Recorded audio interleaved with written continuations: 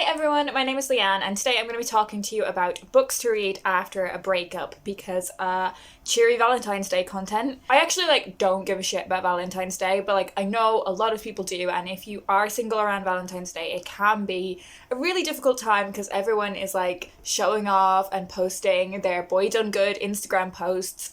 He's never done as good as she makes it out. Instagram is a lie, let's all remember that. I would say in my life I've had two major breakups and then situationships that have ended, and throughout all of those things it has been the books that were a comfort. No matter how many relationships I get through, the books are always there for me. I should point out that I am a queer woman, but I have only had relationships and therefore breakups with men. So when I'm talking about these kind of things, it's going to be very much from that perspective. There are definitely particular books that I really remember as my breakup books. So I am going to give you some of those very specific recommendations, but also some general kinds of books that might be of use to you or of comfort to you if you're going through that grieving period at the end of a relationship.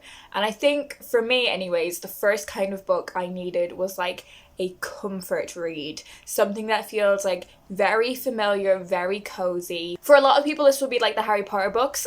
For me in breakups I've always actively avoided those books because my two main major relationships, Harry Potter was our thing. I have grown up a little bit now and obviously my feelings towards the Harry Potter series have shifted a little bit, so I don't think I would ever have that again. But in previous relationships I've actively avoided the Harry Potter books because I feel they just really remind me of that person. Although I think there's something to be said about after some time reclaiming that thing. I've definitely done that with TV shows. It's this was my thing before I met you, let me have it back. But for me, I avoided the Harry Potter books after breakups. One series that was really comforting to me was a series of unfortunate events, because I think it did the same kind of job for me in that it was a world that I was so familiar with that I could jump into at any point and know what was going on. They're really easy to get through. Likewise, the Alice novels by Lewis Carroll are books that I find a lot of comfort in and feel very familiar in. And one literary world that I discovered after my first breakup, when I think I was 20, was I read Bridget Jones for the first time, which is something that I do come back to again and again, be it through the books or through the films, when I need that kind of comfort after something ending. So those kind of old comfortable favourites, for you it might be something like Lord of the Rings or the Roald Dahl books, and I think those sometimes go hand in hand with the next thing that I think is really helpful, and they are quick reads. I think especially if you are someone who really defines yourself as a reader, it can be really useful for your brain to just get through something quickly. So children's books, I've really been enjoying reading Judy Blume books recently. Graphic novels are another one that you can get through really quickly. One series that I really associate with my second breakup is The Hitchhiker's Guide to the Galaxy by Douglas Adams, which aren't they're not small, but I think they're really quick, funny, comforting, easy reads. And I think just getting through something and finishing something is yes, I'm moving on, I'm progressing. Another book that I found a lot of comfort in was Sense and Sensibility, and I think classics are something that can be really comforting in a time of breakups, but Sense and Sensibility was the one that really connected with me after my second breakup. I kind of read it accidentally, it was just the next classic that was on my TBR, but it was the perfect book at the perfect time. Sense and Sensibility just resonated with me so much. In this book we follow the Dashwood sisters. We have Eleanor and Marianne, and I really thought I was Eleanor. I thought I was so sensible and headstrong, but oh my god, I am such a Marianne. In this book we follow the various romantic relationships that don't really work out for them, and Marianne is someone who locks herself in her bedroom, screaming and crying, acts like the world is ending, and that's definitely what I was like after my second breakup. There is something very, very comforting with knowing that this shit has been happening since the 1800s and before. Breakups and heartache have been happening for so long and everyone's got through it.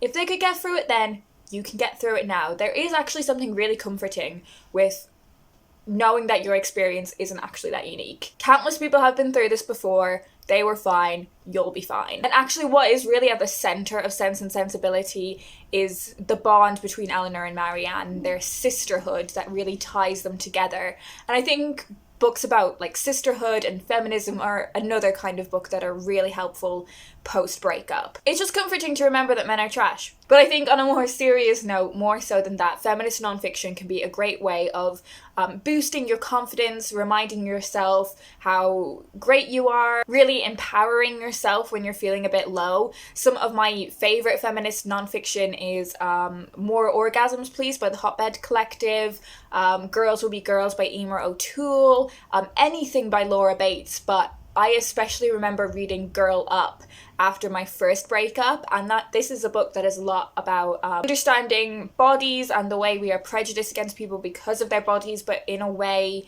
that's really accessible for teenagers. Like, this is definitely a book for teenagers. And when I was reading it when I was 20, I felt like I kind of knew most of the stuff that was in this book, but it was just really comforting to have someone like retelling me those things and making sure that I remembered them. I really vividly remember reading this book on a coach trip from Aberystwyth in Wales to London, and I read it in like one sitting on that coach ride, and it was like spending the whole coach ride just with a mate comforting you and empowering you and bigging you up. But there is so much amazing feminist nonfiction out there that you can seek out for whatever kind of comfort you're looking for or whatever kind of empowerment you're looking for. But speaking of the fact men are trash, another thing which I think can help is thrillers where bad men get what is coming to them. My two specific recommendations for this are Sweet Pea by CJ Scoose and Sticks and Stones by Joe Jakeman. Do I wish death on any of my exes? No.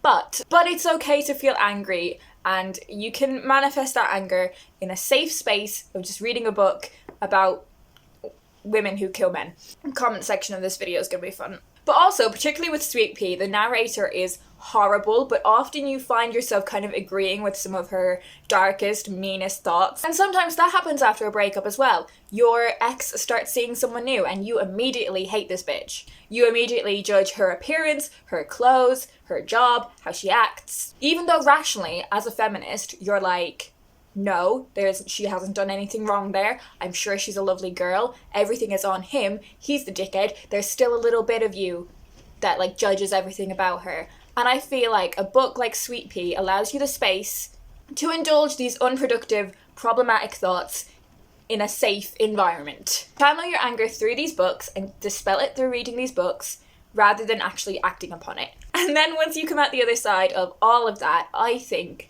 some really useful reads are books that take quite critical looks at romance. Almost Love by Louise O'Neill and Normal People by Sally Rooney are two books that I think definitely take critical looks at relationships that are dysfunctional. And Taylor Jenkins Reid, while she is better known for Daisy Jones and the Six and The Seven Husbands of Evelyn Hugo, her backlist has a lot of books that are really about the complexities of romantic relationships. I think they present a lot of nuanced ideas about whether relationships are even functional, and like I think they provide prompts for you to think about these things in quite complex ways. But don't do what I did and read After I Do, which is a book about a couple who decide they're gonna go their separate ways for a year and then come together at the end of that year and see if they still want to be together, because I convinced myself that that was going to be what happened to me. And eventually my ex-boyfriend would come to his senses, realize he couldn't live without me. That's not what happened, and reading that book at that time was not useful. However,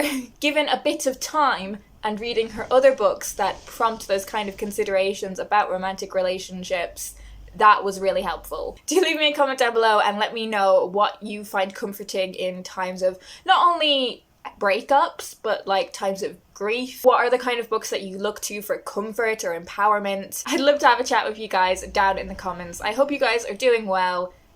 Don't give a fuck about Valentine's Day, and I will talk to you in my next video.